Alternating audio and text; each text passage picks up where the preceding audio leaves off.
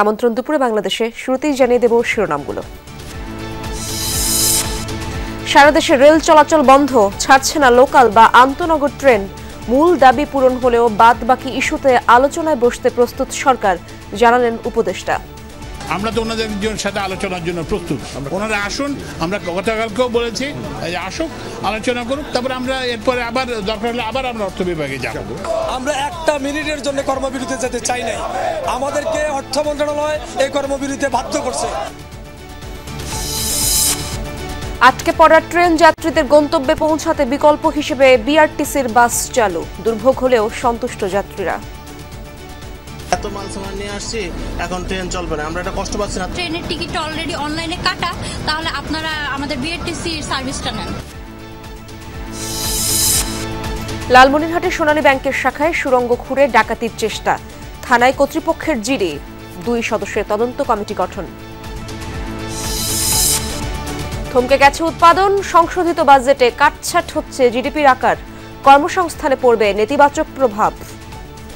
স্থবিরতা এখন ব্যক্তি খাতে বিনিয়োগের, আবার অন্যদিকে উচ্চ মূল্যস্ফীতি, এই দুটোর মধ্যে তো একটা সাংঘর্ষিক বিষয় আছে। ব্যাংকের ঋণের সুদ বেড়ে গেছে, এই ধরনের অনেকগুলি সমস্যা হতে আমরা কিন্তু একটা নাবিশ্বাস অবস্থার মধ্যে চলছিলাম। কক্সবাজারের কুতুবদিয়ায় পানিতে ডুবে 3 বছরে 3 শতাধিক শিশুর মৃত্যু। সাঁতার শেখা এবং পুকুরে সুরক্ষা বেষ্টনী তৈরির সুপারিশ।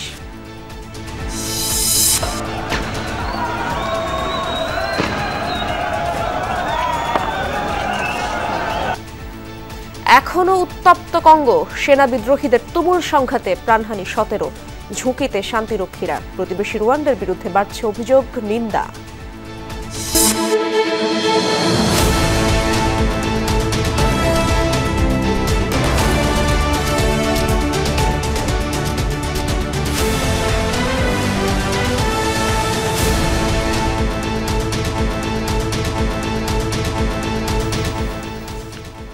দেখছিলেন শিরোনামগুলো। এছাড়াও দেশ বিদেশের আরো খবর নিয়ে দুপুরে বাংলাদেশে আপনাদের সঙ্গে থাকবো আমি ইশরাত জাহান। পূর্ব ঘোষিত কর্মসূচি অনুযায়ী সারা দেশে কর্মবিরতি পালন করছেন রেলওয়ের রানিং স্টাফরা। এতে মধ্যরাত থেকেই বন্ধ সারা দেশে ট্রেন চলাচল। সকালে ঢাকা থেকে ছাড়েনি কোনো ট্রেন। ভোর 4:45 থেকে নির্ধারিত 5টি আন্তনগর এবং 3টি মেইল এক্সপ্রেসের যাত্রা বাতিল হয়েছে। তবে রংপুর এক্সপ্রেস 8:15 এসে পৌঁছায়। মূল বেতনের সঙ্গে রানিং অ্যালাউন্স যোগ করে পেনশন দেয়া এবং আনুতোষিক সুবিধা দেওয়ার দাবি ছিল রানিং স্টাফদের। সমস্যা সমাধানে সোমবার কমলাপুরে আন্দোলনকারীদের সঙ্গে বৈঠক করেন রেল কর্মকর্তারা, কিন্তু এতেও কোনো সমঝোতা না হওয়ায় কর্মবিরতিতে চলে যায় রেলওয়ের রানিং স্টাফ ও শ্রমিক কর্মচারী ইউনিয়ন। এর ফলে মধ্যরাত থেকে সারা দেশের কোনো রেল স্টেশন থেকে ট্রেন ছেড়ে যায়নি। এতে ভোগান্তিতে পড়েন অসংখ্য যাত্রী। এদিকে রেলপথ মন্ত্রণালয় থেকে একটি বিজ্ঞপ্তিতে জানানো হয়, রেলের যাত্রা বাতিল হলে পূর্বে ক্রয়কৃত টিকিটের টাকা ফেরত দেওয়া হবে। একই সাথে রেলের বিকল্প হিসেবে গুরুত্বপূর্ণ রুটে যাত্রী পরিবহনের জন্য বিআরটিসি বাস সার্ভিস চালু করা হয়েছে। তারা দাবি করতে পারে, কিন্তু জনগণকে জিম্মি করে কেন? তারা তো জনগণের সেবক হয়ে তারা জনগণের উপর জুলুম করে কেন? যেহেতু এরা কর্মবিরতি দিবে, তাহলে এরা টিকিট বিক্রি করলো কেন? আর টিকিট যখন দিছেই তখন এটা আগে থেকে আমাদেরকে অ্যানাউন্স দেবে না? আর এখন যে আমরা টিকিটটা যে ব্যাক নেব, সেটা কি আমাদেরকে ফুল পার্সেন্ট তারা আমাদেরকে পে করবে? রানিং কর্মচারী ঐক্য পরিষদ কর্মবিরতি পালন করবে এবং আমাদের পক্ষ থেকে বিভিন্ন সময় আলোচনা হয়েছে। এ বিষয়ে বেশিরভাগ সম্মানিত জাতি সাধারণ জানেন আশা করি। আর আমরা স্টেশনে আসার পরে আমরা সার্বক্ষণিক পিএ সিস্টেমের মাধ্যমে জানানোর চেষ্টা করছি। আন্দোলনকারী রানিং স্টাফদের কিছু দাবি পূরণ করা হয়েছে, এমনটাই জানিয়েছেন রেল উপদেষ্টা মোহাম্মদ ফাউজুল কবির খান। জানান, বাকি দাবির বিষয়ে তাদের সঙ্গে যে কোনো সময় আলোচনায় বসতে প্রস্তুত সরকার। রানিং স্টাফদের আন্দোলনের মুখে ট্রেন চলাচল বন্ধ হওয়ার 10 ঘণ্টা পর যাত্রীদের মুখোমুখি হন উপদেষ্টা। সকাল 10টা নাগাদ তিনি কমলাপুর রেল স্টেশনে যান। এ সময় তার সঙ্গে ছিলেন রেল সচিব, রেলওয়ে ঢাকা বিভাগীয় ব্যবস্থাপক, বিআরটিসি চেয়ারম্যান সহ আরও বেশ কয়েকজন কর্মকর্তা। ট্রেন সার্ভিস বন্ধ থাকায় স্টেশনে উপদেষ্টাকে পেয়ে ক্ষোভ ঝাড়েন যাত্রীরা। দ্রুত সমস্যা সমাধানের আশ্বাস দেন উপদেষ্টা। তাদের দাবিগুলো নিয়ে আমরা রেলপথ মন্ত্রণালয় থেকে অর্থ বিভাগের সঙ্গে আলাপ করেছি এবং অর্থ বিভাগ এটা বহুলাংশেই এটা পূরণ করে দিয়েছেন। এত সত্ত্বেও যে তারা যে কর্মবিরতি রাখছেন এটা কিন্তু খুবই দুঃখজনক। আমরা আশা করি যাত্রী সাধারণের অসুবিধার কথা বিবেচনা করে তারা কর্মবিরতি অবিলম্বে প্রত্যাহার করবেন এবং তারা আলোচনায় যোগ দেবেন। রেলের রানিং স্টাফদের যৌক্তিক দাবি পূরণ করা হয়েছে, এর বাইরে দাবি পূরণ করা সম্ভব নয় বলে জানিয়েছেন অর্থ উপদেষ্টা ডক্টর সালেউদ্দিন আহমেদ। সেক্ষেত্রে অর্থনৈতিক অবস্থা বিবেচনা করার আহ্বান জানান তিনি। সচিবালয়ে ক্রয় সংক্রান্ত উপদেষ্টা কমিটির বৈঠক শেষে সরকারের এই অবস্থানের কথা জানান তিনি। বলেন, রেলের রানিং স্টাফদের যে যৌক্তিক দাবি তা যতটুকু পূরণ করা সম্ভব তা করা হয়েছে। এরপরও তারা কেন আন্দোলন করছে এ নিয়ে প্রশ্ন তুলেছেন উপদেষ্টা। বলেন, মানবিক কারণে যতটা দরকার তা করা হয়েছে, তাদের ওভারটাইমের দাবিও মেনে নেওয়া হয়েছে। এর বাইরের যেসব দাবি তা পূরণ করা সম্ভব না বলে জানান তিনি। এ সময় মহার্ঘ ভাতা দেওয়ার বিষয়ে কোনো সিদ্ধান্ত হয়নি এমনটাও জানান উপদেষ্টা।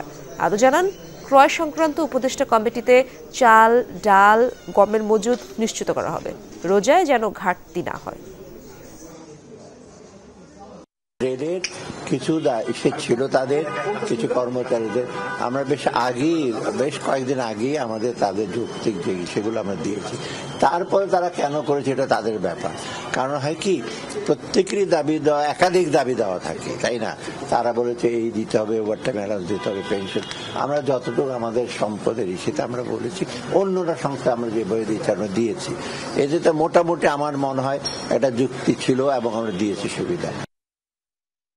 কমলাপুর রেল স্টেশনের সবশেষ চিত্র দেখতে চাই, আমার সহকর্মী তৌহিদ হোসেন সেখানে রয়েছেন। তৌহিদ, এই মুহূর্তে স্টেশনের কি অবস্থা দেখছেন আপনি? আপনি তো সেখানে রয়েছেন, এবং বিক্ষোভরত রানিং স্টাফরা কি সেখানে এখনো অবস্থান করছেন কিনা এবং তাদের বক্তব্য কি জানতে পারলেন আপনি?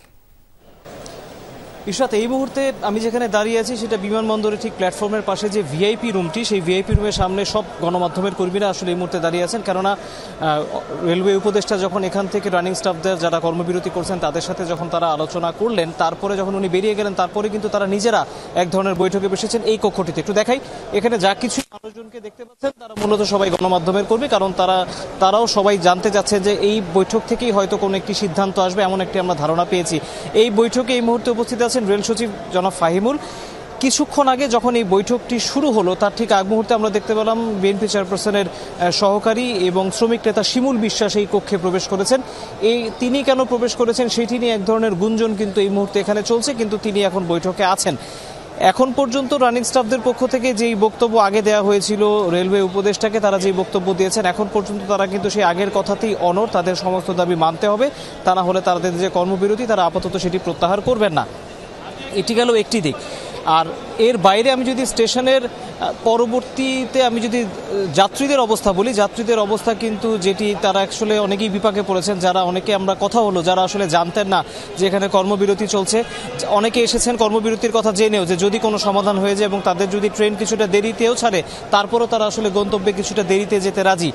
আর রেল স্টেশনের ঠিক বাইরেই কিন্তু বিআরটিসি বাসে সামনে আমরা যাত্রীদের জটলা দেখেছি, এবং যাত্রীরা কিন্তু যারা মোটামুটি কাছাকাছি দূরত্বগুলোতে যাবেন, বিশেষ করে ব্রাহ্মণবাড়িয়া, টাঙ্গাইল, কুমিল্লা বা এই ধরনের আশেপাশের জায়গাগুলোতে, সেখানে কিন্তু তারা আমরা দেখতে পাচ্ছি যে তারা এই মুহূর্তে রেলের যে টিকিট সেটি ব্যবহার করেই কিন্তু তারা বাসে করে নিজের গন্তব্যের উদ্দেশ্যে রওনা হয়েছেন। এবং এখানে কিন্তু বিআরটিসি যারা কর্মকর্তারা আছেন তারা আমাদেরকে জানিয়েছেন যে এখানে বাসের সংখ্যা কিছুটা বাড়ানো হয়েছে, আরও যদি প্রয়োজন হয় তারা সেখানে বাসের সংখ্যা বাড়াবেন, যেটি রেল উপদেষ্টাও জানিয়ে গিয়েছেন। সবথেকে বড় কথা হচ্ছে রানিং স্টাফরা বলছেন যে এই ধরনের যে দাবি তারা যেটি জানাচ্ছেন এটি আসলে দীর্ঘদিন ধরে তাদের এক ধরনের দাবি দেওয়ার ভিতরে তারা কিন্তু জানাচ্ছিলেন, এবং প্রায়ই এটি নিয়ে আলোচনা চলছিল, কিন্তু কোনো বড় সমাধান হচ্ছিল, বারবার তাদেরকে আশ্বাস দেওয়া হচ্ছিল, এটি তাদের দাবি। অন্যদিকে আমরা কিন্তু রেল সচিবের সাথে আমরা গণমাধ্যম কর্মীরা কয়েকজন গিয়ে ভেতরে কথা বলেছি। তিনি যেটি বলেছেন যে এটি এক ধরনের চলমান প্রক্রিয়া ছিল, আলোচনাটি চলছিল, এবং এই আলোচনাটা চলমান অবস্থায় যখন অর্থ মন্ত্রণালয়ের সাথে রেল মন্ত্রণালয় যোগাযোগ করছে, ঠিক সেই সময়ে কেন হঠাৎ করে তারা এই কর্মবিরতিতে চলে গেলেন এবং তারা যাত্রীদেরকে আসলে বিপাকে ফেললেন সেটি নিয়ে কিন্তু রেল সচিব প্রশ্ন তুলেছেন। তবে তারা আশা করছেন যে যেহেতু রেল উপদেষ্টা এবং অর্থ উপদেষ্টার বক্তব্যের কথা আপনি নিজে জানিয়েছেন দর্শকদেরকে, এই আলোচনাগুলো যেহেতু হয়ে গিয়েছে এবং তাদেরকে সরকারের পক্ষ থেকে অবস্থান জানিয়ে দেওয়া হয়েছে, এখন তারা পরিস্থিতি বাস্তবতা মেনে নিয়ে তারা আসলে নিজেদের যে অবস্থান কর্মসূচি বা ধর্মঘট সেটি তারা প্রত্যাহার করবে বলে এখন পর্যন্ত রেল সচিব আশা করছেন। বাকিটা আসলে কিছুক্ষণ পরে, যতক্ষণ পরে বৈঠক শেষ হোক না কেন, তারপরে যখন তারা আমাদেরকে ব্রিফ করবেন, আনুষ্ঠানিকভাবে জানাবেন, তখন আমরা আরো বিস্তারিত জানাতে পারবো। যেমনটা জানাচ্ছিলেন আপনি, সেখানে বৈঠকের পরপরই বিস্তারিত তথ্য জানা যাবে। আপনার কাছ থেকে জেনে নেব। ধন্যবাদ আপনাকে। রানিং স্টাফদের আন্দোলনের কারণে সারা দেশে ট্রেন চলাচল বন্ধ থাকায় যাত্রীদের জন্য বিআরটিসি বাসের ব্যবস্থা করেছে বাংলাদেশ রেলওয়ে। গুরুত্বপূর্ণ রেল রুটগুলোয় দেয়া হবে বিআরটিসির এই বাস সার্ভিস। এখন পর্যন্ত কমলাপুর রেল স্টেশন থেকে ট্রেনের যাত্রী নিয়ে 6টি বাস এবং বিমানবন্দর থেকে 9টি বাস ছেড়ে গেছে। এছাড়া বিআরটিসির পর্যাপ্ত বাস রয়েছে। যাত্রী চাহিদার উপর ভিত্তি করে রুট ভিত্তিক একের পর এক বাস যোগ করা হয়েছে। ঢাকার রেলওয়ে স্টেশন এবং বিমানবন্দর রেলওয়ে স্টেশন থেকে চট্টগ্রাম, রাজশাহী, সিলেট, খুলনা, কুমিল্লা, বগুড়া ও ময়মনসিংহগামী যাত্রীরা তাদের কেনা ট্রেনের টিকিটে বিআরটিসি বাস সার্ভিসের মাধ্যমে ভ্রমণ করতে পারবেন। একই সাথে উল্লেখিত জায়গাগুলো থেকে বিআরটিসি বাসের মাধ্যমে যাত্রীরা ঢাকায়ও আসতে পারবেন। সকাল থেকে কমলাপুর স্টেশনে ট্রেনের টিকিট কাটা যাত্রীদের বিআরটিসি বাসের সেবা নিতে দেখা গেছে। দুর্ভোগ হলেও এ ব্যবস্থায় সন্তুষ্ট যাত্রীরা। আমাদের তো মেসেজ আগে দিতে হবে। এই যে দেখেন এত মাল সামান নিয়ে আসছি, এখন ট্রেন চলবে না, আমরা এটা কষ্ট পাচ্ছি না। আসার পর বললো যে ট্রেন তো নেই, কিন্তু আমরা বিআরটিসি থেকে এই সুবিধাটা দিচ্ছি, তো আপনারা যারা ট্রেনের টিকিটটা অলরেডি অনলাইনে কাটা, তাহলে আপনারা আমাদের বিআরটিসির সার্ভিসটা নেন।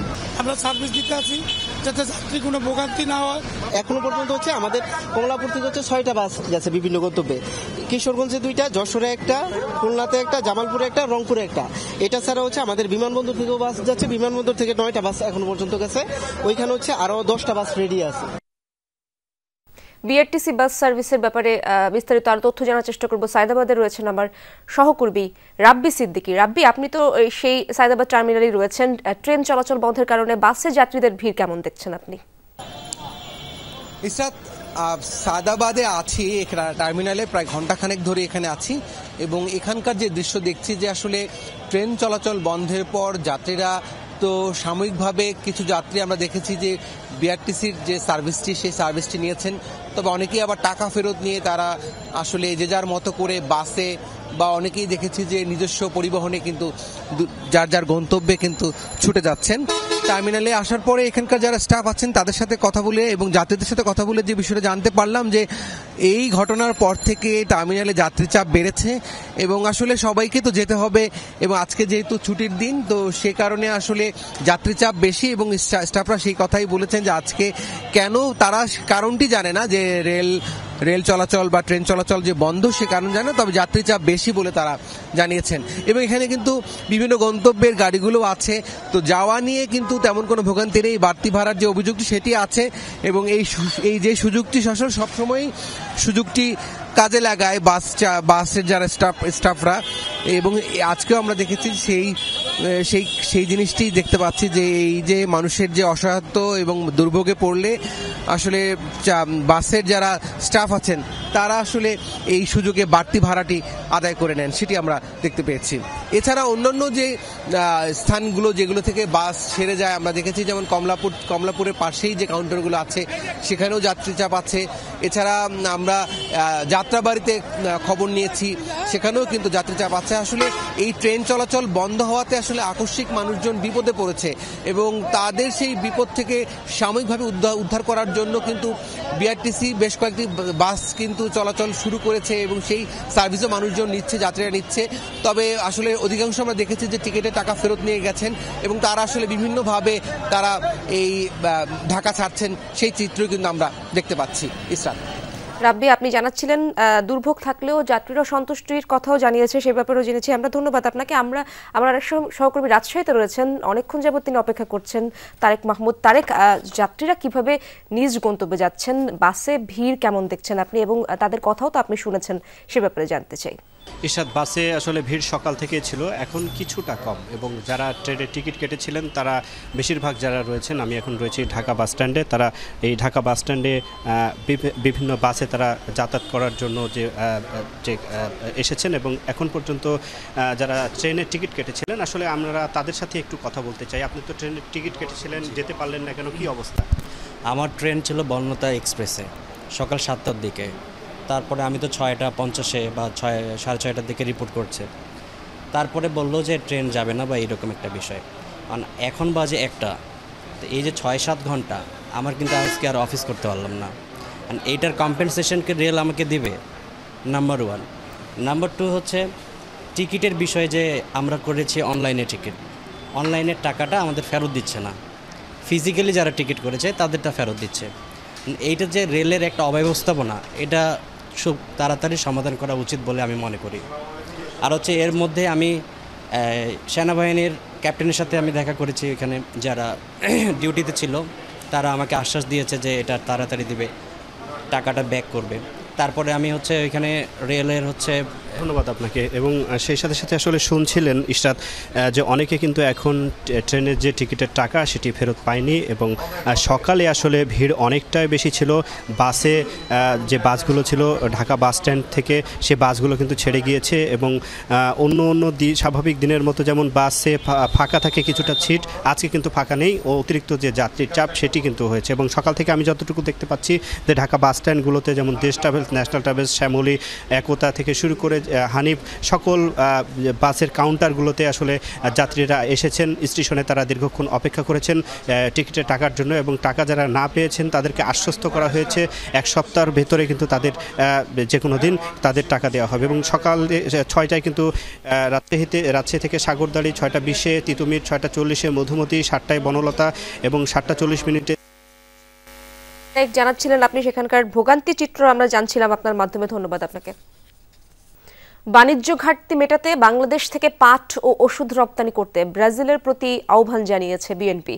দুপুরে গুলশানে বিএনপি চেয়ারপারসনের অফিসে বিএনপি মহাসচিব মির্জা ফখরুল ইসলাম আলমগীরের সঙ্গে সৌজন্য সাক্ষাৎ করেন বাংলাদেশে নিযুক্ত ব্রাজিলের রাষ্ট্রদূত পাওলো ফার্নান্দো দিয়াস ফেরেস। উপস্থিত ছিলেন বিএনপির স্থায়ী কমিটি এবং চেয়ারপারসন ফরেন অ্যাফেয়ার্স অ্যাডভাইজারি কমিটির সদস্য আমির খসরু মাহমুদ চৌধুরী, বিএনপির সাংগঠনিক সম্পাদক ও চেয়ারপারসন পররাষ্ট্রনীতি বিষয়ক বিশেষ সহযোগী উপদেষ্টা কমিটির সদস্য শামা ওবায়েদো সেখানে ছিলেন। ব্রাজিলের রাষ্ট্রদূতের সাথে বৈঠক শেষে আমির খসরু মাহমুদ চৌধুরী জানান, নির্বাচন দেখতে চায় বাংলাদেশ। ব্রাজিলের কাছে দেশের জন্য মানসম্মত ফুটবল কোচ চেয়েছে বিএনপি। দুদেশের মধ্যে $2 বিলিয়ন বাণিজ্য সম্পর্ক আছে উল্লেখ করেন তিনি। বলেন, কৃষি ও খেলাধুলার বিষয়ে দ্বিপাক্ষিক আলোচনা হয়েছে। জানান, ব্রাজিল বাংলাদেশে গরুর মাংস রপ্তানির জন্য এদেশে ওয়্যারহাউস করতে আগ্রহ প্রকাশ করেছে। জুট রপ্তানি করতাম, কিন্তু একটা এম্বার্গো আছে, এখন ওটা আলাপ করবো আমি।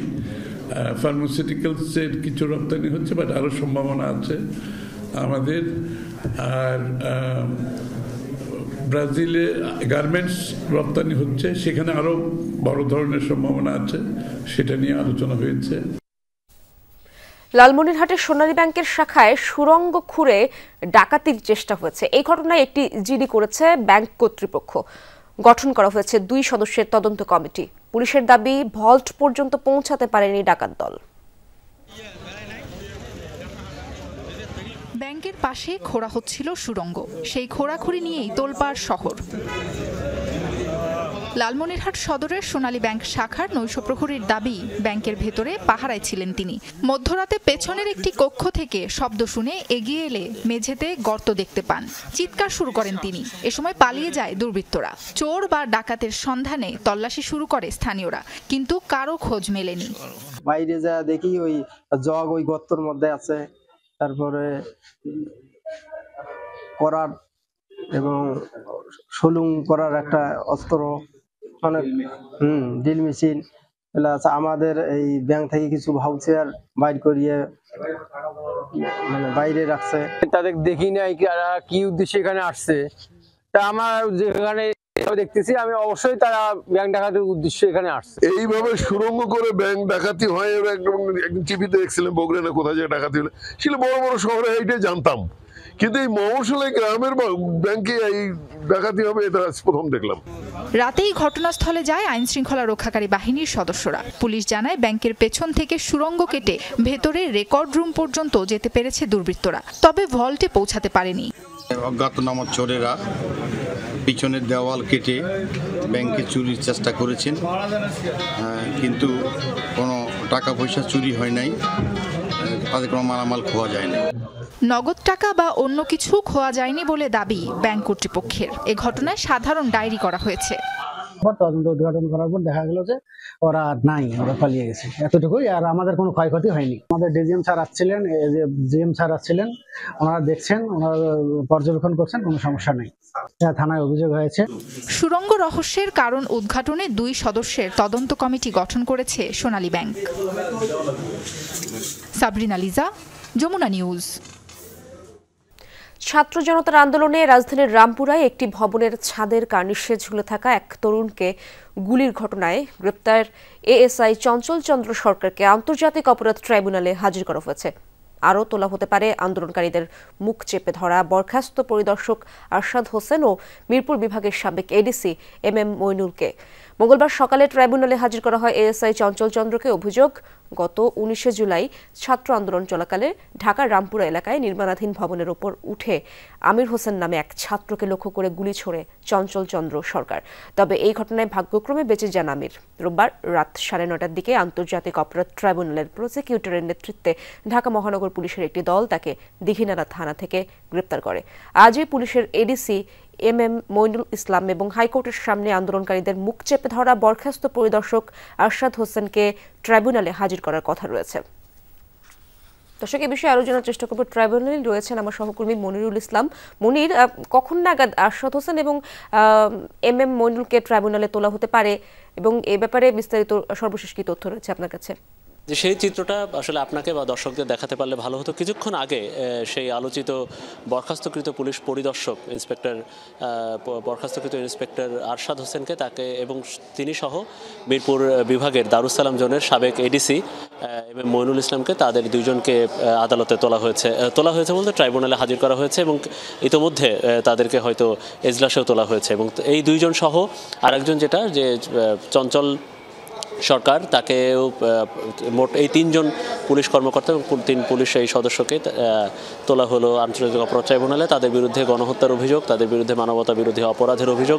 ইতিমধ্যে এই যে আমরা গতকালকে দেখেছি যে মোট 5 পুলিশ কর্মকর্তা এবং সদস্য, তাদের বিরুদ্ধে গ্রেফতারি পরোয়ানা জারি করেছিলেন ট্রাইব্যুনাল এবং আমরা ধারণা করছি এই 5 জনের মধ্যে এই 3 জন আছেন এবং বাকি 2 জনকে হয়তো গ্রেফতারের চেষ্টা চলছে এবং বাকি 2 জন কারা এই ব্যাপারে তদন্তের স্বার্থে বা তাদের এই পরোয়ানা তামিল বা আটকের স্বার্থে, গ্রেফতারের স্বার্থেই তাদের নাম প্রকাশ করা হচ্ছে না ট্রাইব্যুনাল থেকে।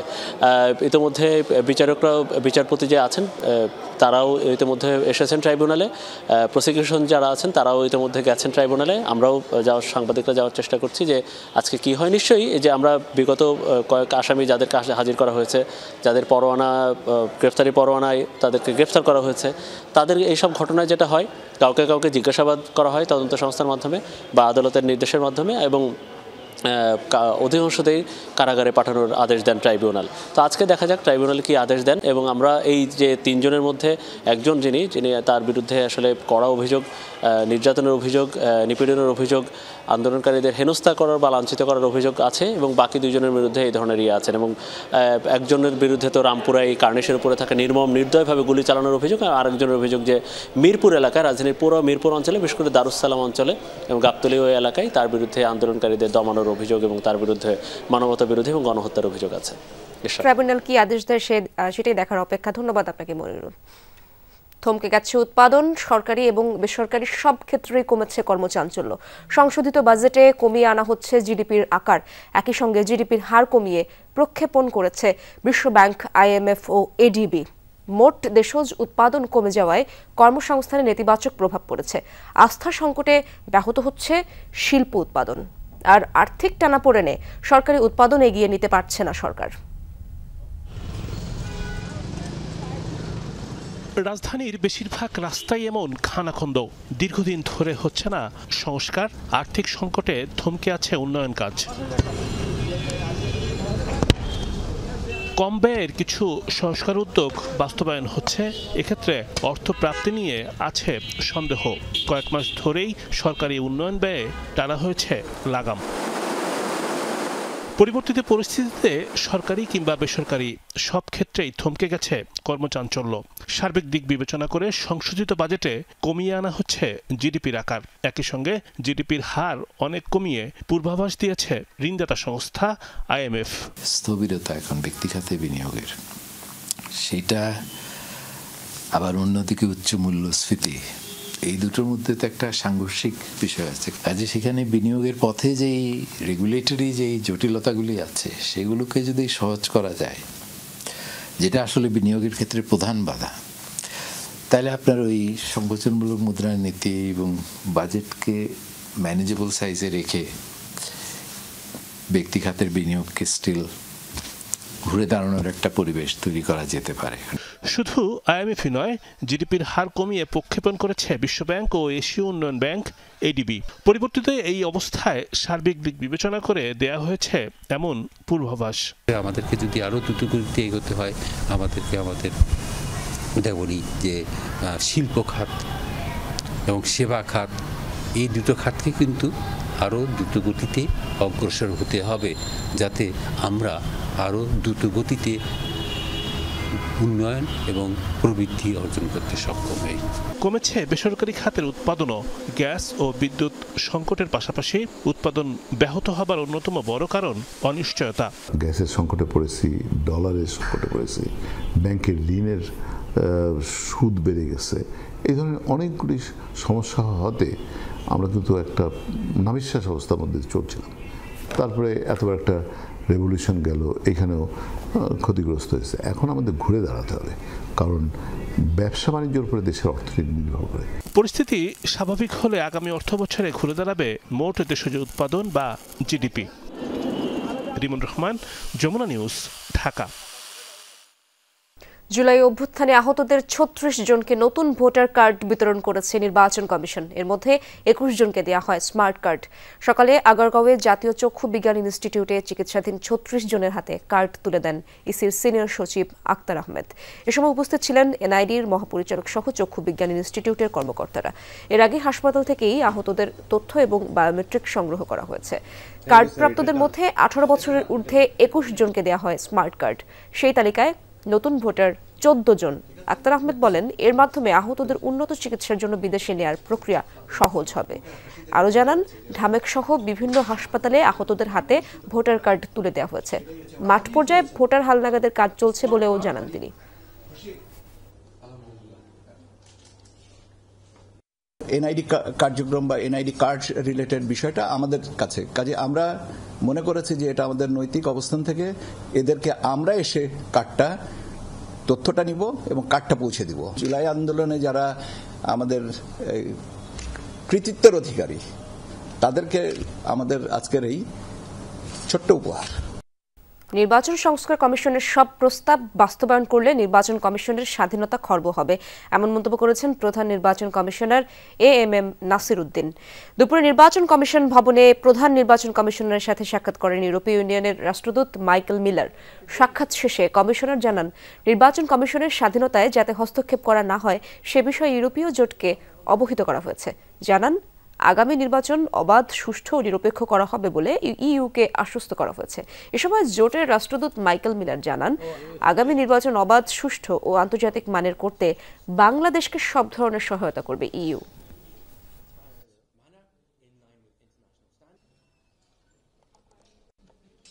ইসির স্বাধীনতা যেটা আমাদের কনস্টিটিউশন যেটা দিয়েছে সেটা যাতে গ্যারান্টিড থাকে সেটা ওনাদেরকে জানিয়েছি যে আমরা this is what we want, that is our bottom line. মানে আমরা কোনো ইসির স্বাধীনতা কম্প্রোমাইজড হোক এটা আমরা চাই না, এই কথাটা ওনাদেরকে আমরা জানিয়েছি, তারা অ্যাপ্রিশিয়েট করছে। নেক্সট ইলেকশনস ইন বাংলাদেশ, বাংলাদেশের আগামী নির্বাচন অবাধ, সুষ্ঠু ও আন্তর্জাতিক মানের করতে বাংলাদেশকে সব ধরনের সহায়তা করবে ইউরোপীয় ইউনিয়ন। পুকুরে ডুবে একের পর এক শিশু মৃত্যুর ঘটনায় কক্সবাজারের কুতুবদিয়া যেন এখন আতঙ্কের এক জনপদ। বেসরকারি সংস্থার জরিপ মতে গেল ৩ বছরেই প্রাণ গেছে ৩ শতাধিক শিশুর। শুধু কুতুবদিয়ার ৬ ইউনিয়নে আছে ১০০টি পুকুর। সুরক্ষা বেষ্টনী না থাকায় যেগুলো বেশ ঝুঁকিপূর্ণ। কুতুবদিয়ায় ৬টি ইউনিয়নের মধ্যে পুকুরে ডুবে মৃত্যুর ঘটনা বেশি উত্তর ধুরং ও লেমশিখালীতে। প্রতি বাড়িতে একাধিক পুকুর ডোবা, পাশে লবণ মাঠের গর্তেও পানি। বেসরকারি এক উন্নয়ন সংস্থার জরিপ মতে পানিতে পড়ে বেশিরভাগ শিশুর মৃত্যু সকাল ৯টা থেকে বেলা ১২টার মধ্যে, যখন পুরুষরা কর্মস্থলে এবং মায়েরা রান্নাঘরে ব্যস্ত থাকেন। তখন আমি বাড়িতে ছিলাম না, আমার মনে হয় আমার মেয়েটি খেলা খেলতে গেছে, ওখানে পানিতে পড়ে মারা গেছে। হানা জান হয়ে আর বাইরে অন্যর পরে দেখি ফোন ফাইন ডুবে কালা হার উড়ানত মা ঘরত কাম করে এই ফরিদ ফরিয়ে ফরিয়ে দিন আর কে হইনে পারে। এজন্য জলাশয়ের চারপাশে সুরক্ষা তথা বেড়া না দেয়া এবং অভিভাবকদের অসচেতনতাকে দুষছেন অনেকে। মা বাবার অসচেতনতা তো আছে, দরিদ্রতার কারণে ঘেরা বাড়ি দিতে পারতেছে না। বাঁশের গিরা দিয়ে থাকলেও এটা 5-6 মাসের মধ্যে গরু ছাগল বিভিন্ন ভাঙ্গি ফেলে, কুকুরও ভাঙ্গি ফেলে। নিরাপত্তা নিশ্চিত নাই, ছেলে কোথায় গেছে কোথায় না গেছে এগুলার খোঁজ খবরও রাখে না। যে পুকুর আছে বা একটা গর্ত আছে, এটা অন্তত একটা জাল দিয়ে হলে ঘিরে রাখেন। পুকুরে ডুবে শিশুর মৃত্যু নিয়ে 2022 সাল থেকে কাজ করা কোস্ট ফাউন্ডেশনের জরিপ মতে শুধুমাত্র কুতুবদিয়ার 6 ইউনিয়নেই আছে 100টি ঝুঁকিপূর্ণ পুকুর। 2022-23 এবং 2024 এই 3 বছরে মৃত্যু হয়েছে 3 শতাধিক শিশুর। তবলসের একটা বিরাট পুকুর, যে পুকুরে 2-3 বছরে মিনিমাম 18 থেকে 19 জন শিশু মারা গেছে। ওইখানে আমাদের গেরার কাজ আজকে শেষ, ক্রমান্বয়ে প্রতিটি ইউনিয়নে আমাদের গেরার কাজ চলতেছে। শিশু মৃত্যুর হার আমরা একদম 0 পর্যায়ে নিয়ে আসব। আমরা এখনো কুতুবদিয়ার প্রত্যেকটা ওয়ার্ডে যেতে পারি নাই। সংস্থাটির হিসেবে পুকুরে ডুবে মারা যাওয়া শিশুদের 75% বয়স 5 বছরের নিচে, 16% বয়স 6 থেকে 7 বছর, 9% বয়স 8 বছর। শহীদুল সুমন, যমুনা নিউজ। দ্বিপাক্ষিক কূটনীতিতে বিশেষ অবদান রাখার জন্য 2023 সালের ডিপ্লোম্যাটিক এক্সেলেন্স পুরস্কার পেলেন সৌদি আরবের রাষ্ট্রদূত ঈসা ইউসুফ ঈসা আল দুহাইলান। সকালে ফরেন সার্ভিস একাডেমিতে আয়োজিত অনুষ্ঠানে তার হাতে সম্মাননা তুলে দেন পররাষ্ট্র উপদেষ্টা তৌহিদ হোসেন। অনুষ্ঠানে দেশে ফেরত যাবার পর বাংলাদেশের দূত হিসেবে কাজ করার আহ্বান জানান পররাষ্ট্র উপদেষ্টা। এই আহ্বানে সম্মতি জানিয়েছেন রাষ্ট্রদূত, বলেছেন সৌদি আরব ফিরে বাংলাদেশের দূত হিসেবে কাজ করবেন তিনি। রাষ্ট্রদূত তার বক্তৃতায় আবেগ আপ্লুত হয়ে বলেন, বাংলাদেশের জাতীয় সঙ্গীত তার আবেগের জায়গা। তার মেয়াদে গত 5 বছরে অন্তত 22 লাখ বাংলাদেশি শ্রমিক সৌদি গেছেন বলেও জানান তিনি। অনুষ্ঠানে বক্তব্য রাখেন পররাষ্ট্র সচিব জসিমউদ্দিন। সেনা বিদ্রোহের তুমুল লড়াইয়ে এখনও উত্তপ্ত কঙ্গো, বেড়েই চলেছে সংঘাত। চরম ঝুঁকিতে বাংলাদেশ সহ বিভিন্ন দেশের শান্তিরক্ষীরা। প্রাণহানি বেড়ে দাঁড়িয়েছে 17 জনে, আহত 3 শতাধিক। M23 বিদ্রোহী গোষ্ঠীকে সহায়তার অভিযোগে রুয়ান্ডার প্রতি তীব্র নিন্দা জানিয়েছে যুক্তরাষ্ট্র, যুক্তরাজ্য, ইউরোপীয় ইউনিয়ন, চীন সহ বিশ্ব শক্তিগুলো। সংঘাত বন্ধের আহ্বান জানিয়েছে জাতিসংঘ। ডেমোক্রেটিক রিপাবলিক অব কঙ্গোয় গোমা শহর ঘিরে পাল্টাপাল্টি গোলাগুলি চলছেই। 20 লাখ বাসিন্দার নগরীটির দখল নিয়ে পথে পথে টহল দিচ্ছে বিদ্রোহী M23-র সদস্যরা।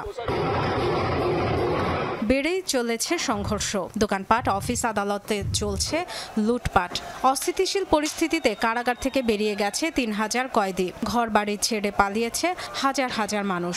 এখনো আটকা পড়ে আছে যারা, চরম আতঙ্কে দিন কাটছে তাদের। দেশের অস্থিতিশীল পরিস্থিতির জন্য রুয়ান্ডাকে দায়ী করছে কঙ্গো সরকার। বেসামরিকদের সুরক্ষায় সেনারা লড়ে যাচ্ছে বলে দাবি কর্তৃপক্ষের। বেসামরিক ক্ষয়ক্ষতি এড়াতে ব্যবস্থা নেওয়ার নির্দেশনা দিয়েছে সরকার। হাসপাতালেও বোমা পড়ছে, বাস্তুচ্যুতদের ক্যাম্পেও। তাই গোমার সব বাসিন্দাকে নিরাপদ আশ্রয়ে থাকার জন্য বলছি। লুটপাটে অংশ নেবেন না, সন্ত্রাসীরা চারিদিক ঘিরে রয়েছে। রুয়ান্ডার প্রভাব আর প্রোপাগান্ডা ঠেকানো সবচেয়ে জরুরি। সংঘাতের জেরে কঙ্গোর রুয়ান্ডায় আশ্রয় নিয়েছে অনেক সেনা। বিদ্রোহী M23-কে সহায়তার দায়ে রুয়ান্ডার তীব্র সমালোচনা করেছে যুক্তরাষ্ট্র, যুক্তরাজ্য, EU, চীন সহ অনেক দেশ।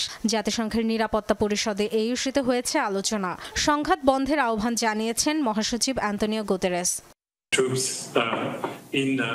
সন্দেহ নেই রুয়ান্ডার সেনারা M23-কে সহায়তায় গোমায় উপস্থিত রয়েছে। নির্দিষ্ট সংখ্যা বলাটা কষ্ট, তবে 3 থেকে 4000 হতে পারে। পরিস্থিতি খুবই বিপজ্জনক, বড় ধরনের মানবিক সংকটের ঝুঁকিও রয়েছে। বিপজ্জনক পরিস্থিতির কারণে কঙ্গো থেকে সরিয়ে নেওয়া হচ্ছে জাতিসংঘের কর্মী সহ বিদেশিদের। গত বছরের হিসেব অনুযায়ী 10,960 শান্তিরক্ষী অবস্থান করছে কঙ্গোতে। চলমান সংঘাতে প্রাণ হারিয়েছে দক্ষিণ আফ্রিকা ও মালাউইর 13 শান্তিরক্ষী। পূর্ব আফ্রিকান কমিউনিটির বর্তমান চেয়ারম্যান কেনিয়ার প্রেসিডেন্ট উইলিয়াম রুটো জানিয়েছেন, সংকট সমাধানে বুধবার আলোচনায় বসতে রাজি হয়েছেন কঙ্গো ও রুয়ান্ডা দুই দেশের president. Dorothy Tasrin, Jamuna news. দর্শক, দুপুরে বাংলাদেশের প্রথম ঘন্টা থেকে বিদায় নিচ্ছি। পরের ঘন্টার খবর নিয়ে ফিরবেন সহকর্মী সাইফুদ্দিন রবিন। সাথে থাকুন।